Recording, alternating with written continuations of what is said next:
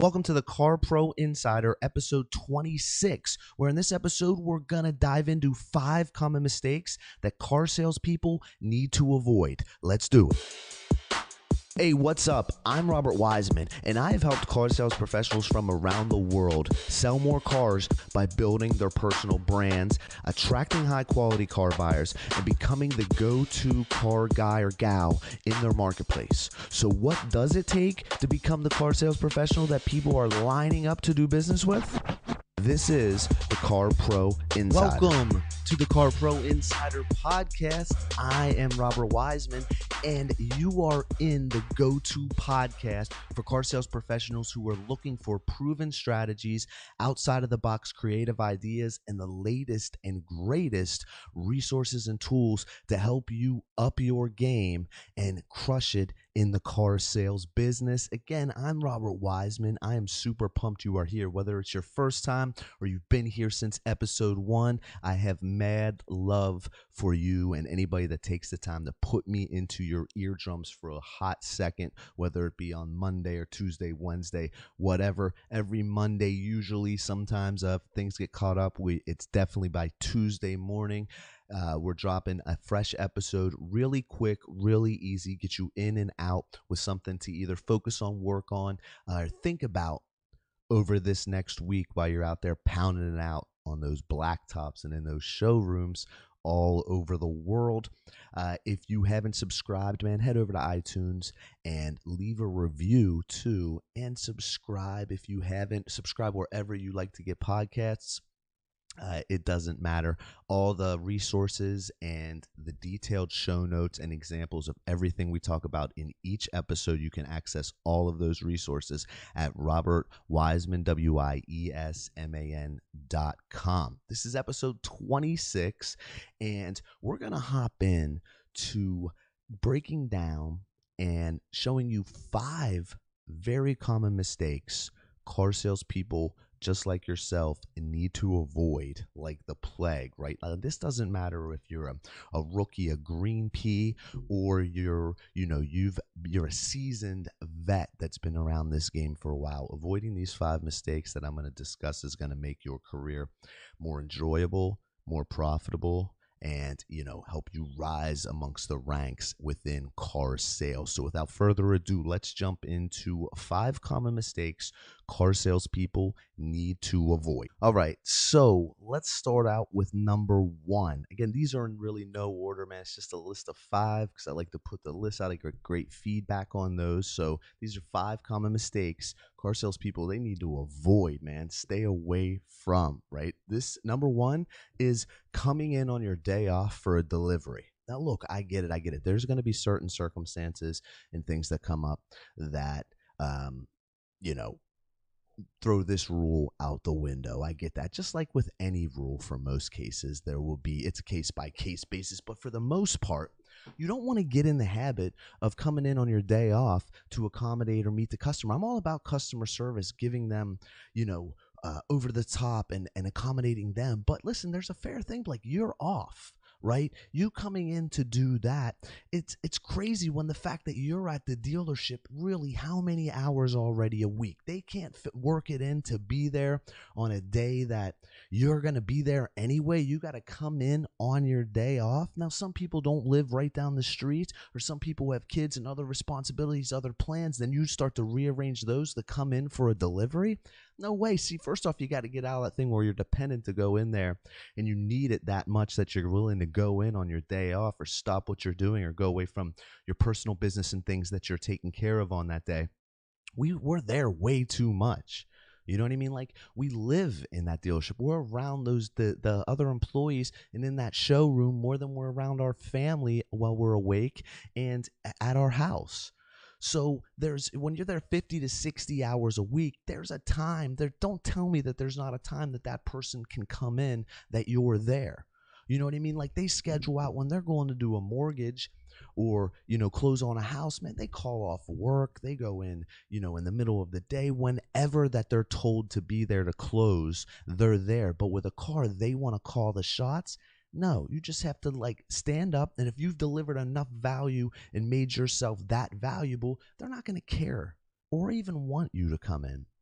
on your day off. But you get into the habit of doing that, you're going to find yourself doing it more and more and more and more, and that's whack. You're in control, right? It's not in a bad thing like control your customer type thing. No, but like you're in control. You're not there. You can tell them, "Hey, listen, actually it's my day off tomorrow. I'm my, only day that I have during the week. I am loaded up with things to do. How about we do it later this evening, right now, or the day after? How's that sound?" You know what I mean? Like nobody's really going to say no, and you don't have to go in. And when I find out that when I do find that the times that I have gone in and did that in the past before I came up with this policy that I lived by, was I was in a rush. I feel like I didn't give it my all because, I really just wanted to get it done and get it out of there. And then a lot of times you get there and then you run into another customer, or somebody comes in and man, yeah, you might make some money, make some sales, but then you get stuck there. And then maybe you piss off your spouse or your kids, and the money's not worth that, man. It's really not, right? Because you had plans with them. You were supposed to go to some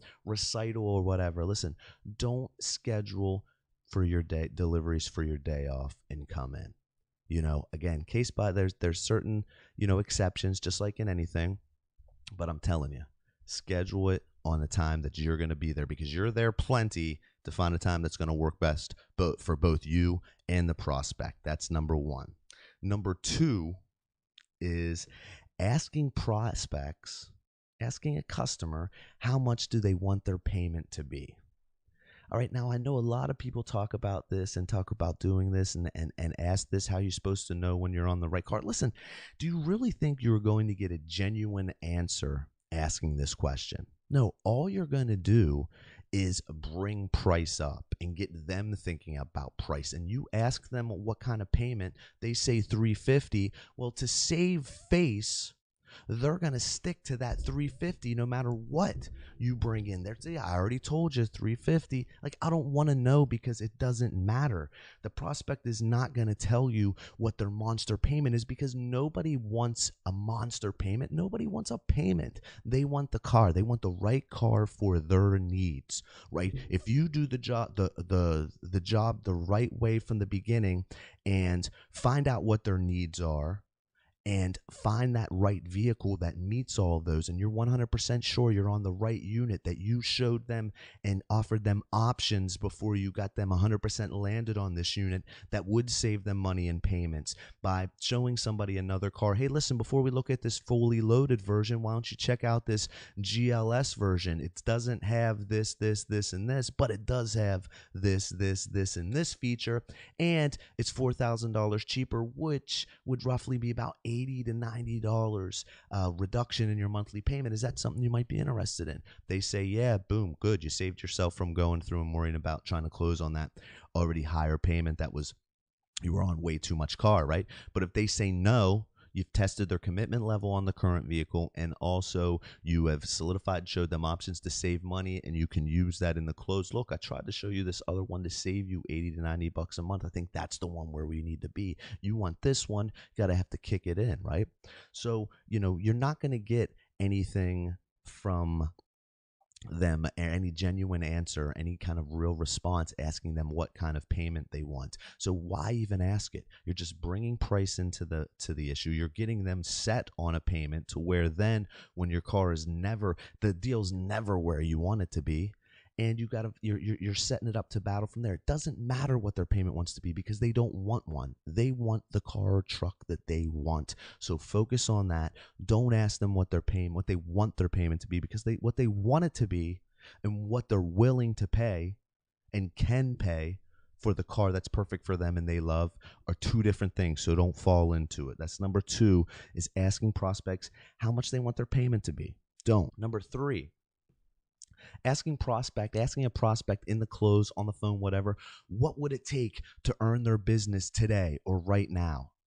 That infuriates individuals and is very played out and is very, very weak salesman tactic. Okay, a few days ago I've joined the new cord cutter revolution, right? Like, I've canceled all cable, like DirecTV or Comcast, and I'm using the streaming services, like the Netflix, the Hulus, and a couple other, WWE Network, of course, and other things like that, to experience the content that we'd like to watch on TV. Cut the cable right out.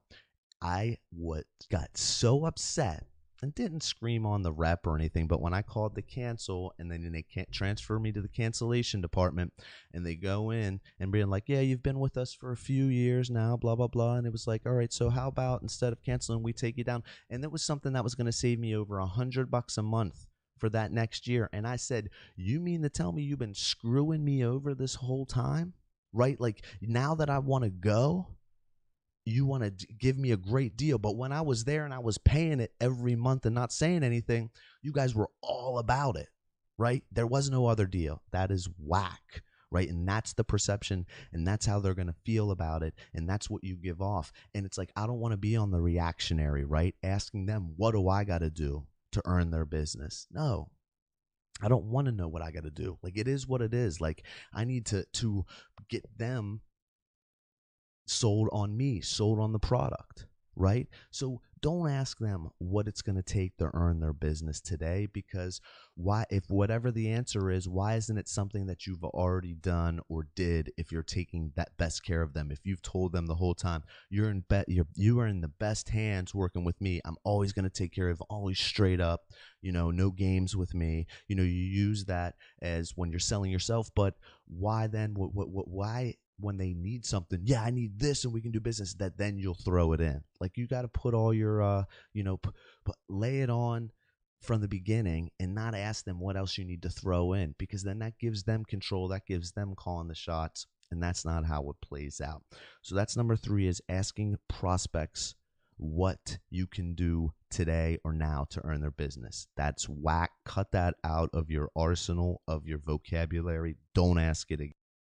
All right, number 4 is talking to another salesperson's customer in the showroom or, on the lot, wherever. Now, I hate to admit it, but I was guilty of this sin one time in the past, early in my career. And quite frankly, it blew and cost a sale for a seasoned salesperson at the dealership that I was just, getting my feet wet at. And needless to say, he was quite upset with me at the time, and I don't blame him.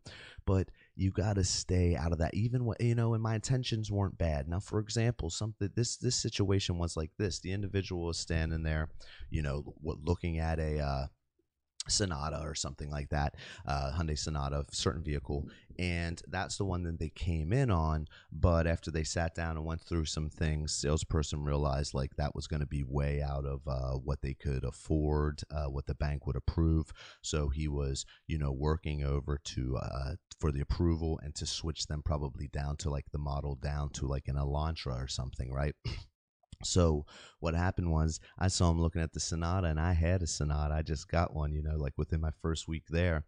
And I started, big upping how much I loved it and how much of a great car it was and how much they would love owning it, thinking that I was kind of helping the situation, but I wasn't. I was hurting it. I was getting their heart more set on something that he had to come in later and say it wasn't going to work. We need to check this out. And I take full responsibility for that. So, for costing it that, because I got them gassed up on something that wasn't going to happen. You never know what's going on between the desk, that salesperson, and that customer, and what the end objective is and what they're trying to accomplish. So just stay out of it. Even just highs, I've just realized then it's just I don't acknowledge or speak to any other salesperson's customer, because it can cost deals. And that's just against the bro code, right, of being a frontline salesperson. So even when you think you're helping, you might not be. So just fall back, right? Don't end up like me, burning a salesperson for his sale because I wanted to run my yap and think I was helping the situation out. I learned my lesson there. Hopefully you can learn from that one too. So stay away from talking to, no matter what, to other salespeople's customers. Never helps. 5, the last one, finally, number 5, because like we do here on the Car Pro Insider Podcast, we get you in and out with some nuggets, hopefully even one little piece of valuable information. Not every episode's going to be for everybody, but we try to spread it around. You know what I'm saying? So number 5, last one, is not making friends with service techs and service writers. That's insane. A strong relationship with people within service or even parts is a huge, insanely valuable asset to you moving forward. When you have a customer that needs something looked at quick, when you need to get an appointment for somebody, you want to help a customer get something, set up fast. There's something wrong with the car, brand new car they just got. You want someone to look at it fast. The more that love that you show these guys, the more love they're going to show you, that they're going to step out and go above and beyond for you and for your customers. And that's what's important to me. Don't be scared to take them to lunch. Buy them some lunch every now and again. Take them out for drinks and beers, certain one or two of them. That was the approach that I did, and it became very valuable because I came super connected back in the service when my customers needed something or there was an issue or anything that I needed some urgently, looked at or urgently taken care of.